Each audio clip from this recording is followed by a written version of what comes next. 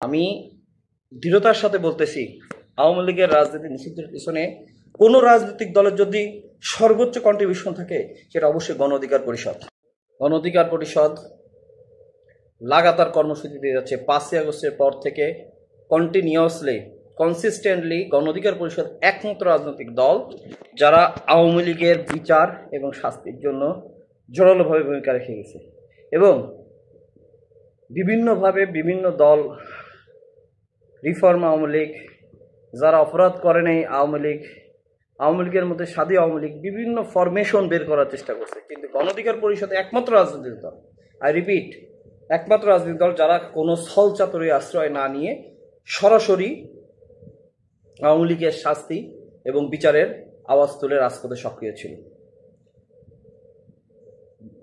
আওয়ামী লীগের দামি রাষ্ট্রপতি আব্দুল হামিদকে যখন সেফ এক্সিট দিল এই অধিকার মানে এই অন্তর্বর্তী সরকারের যোগ সদস্যই যখন এটা দেওয়া হলো, আমরা দেখতে পেলাম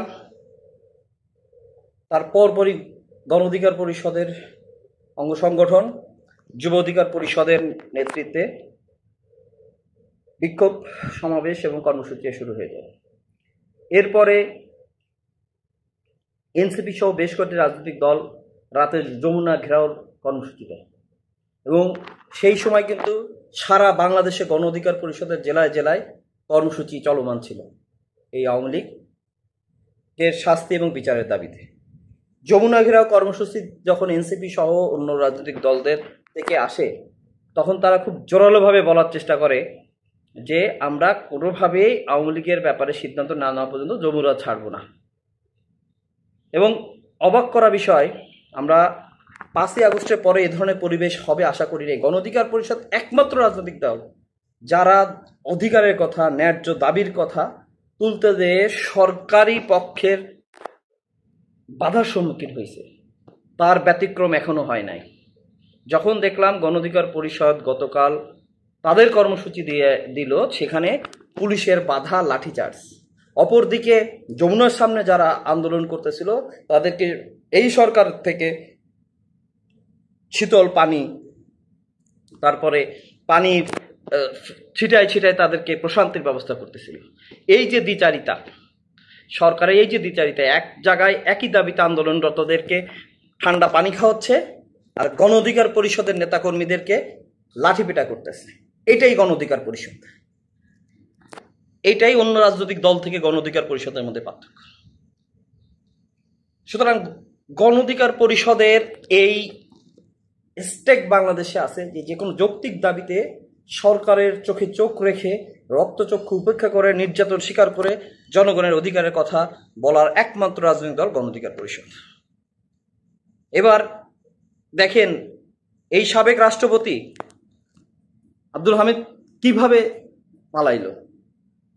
রাজনৈতিক অঙ্গনে কিন্তু আলোচনা আছে যে কাদের সুপারিশে অন্তর্বর্তীকালীন সরকারের কে কে সুপারিশ গ্রহণ করছে, কে কে সুপারিশ করছে। যেসব রাজনৈতিক দলের লোকেরা এই সুপারিশ করছে, সেই সব রাজনৈতিক দলের লোকরাও কিন্তু এই যমুনার সামনে ঘেরাও শাহবাগে তারাও কিন্তু ছিল।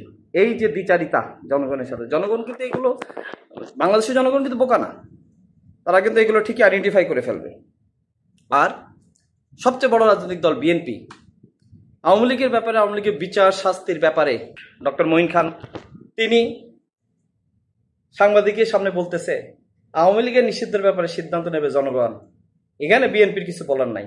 আর নির্বাচনের ব্যাপারে কেন জনগণ সিদ্ধান্ত নেবে না, সেইখানে আপনাদের এত কথা আসে কোথা থেকে? নির্বাচন করতে করতে তো গলা শুকায় ফেলেন, তখন তো বলেন না যে নির্বাচনের ব্যাপারে সিদ্ধান্ত নেবে জনগণ, বিএনপির এখানে কিছু বলার নাই। অথচ আওয়ামী লীগের নিষিদ্ধের ব্যাপারে আপনাদের অতি কৌশলী যে এই সিদ্ধান্ত জনগণ নেবে, আর গণ অধিকার পরিষদ বলছে যে আমরাই জনগণকে সাথে নিয়ে জনগণের কথা আমরাই আদায় করব। জনগণ চায় আওয়ামী লীগের রাজনীতি বাংলাদেশে নিষিদ্ধ হোক, গণ অধিকার পরিষদ সেই জনগণকে সাথে নিয়ে আন্দোলন করে সেই সফলতা আনছে। আমি দৃঢ়তার সাথে বলতেছি, আওয়ামী লীগের রাজনীতি নিষিদ্ধের পিছনে কোনো রাজনৈতিক দলের যদি সর্বোচ্চ কন্ট্রিবিউশন থাকে সেটা অবশ্যই গণ অধিকার পরিষদ। আমি গণ অধিকার পরিষদের প্রত্যেকটা নেতাকর্মীকে স্যালুট জানাই এবং আগামী বাংলাদেশ বিনির্মাণে তারা গুরুত্বপূর্ণ ভূমিকা রাখবে এই আশাবাদ ব্যক্ত করছি। ধন্যবাদ সবাইকে।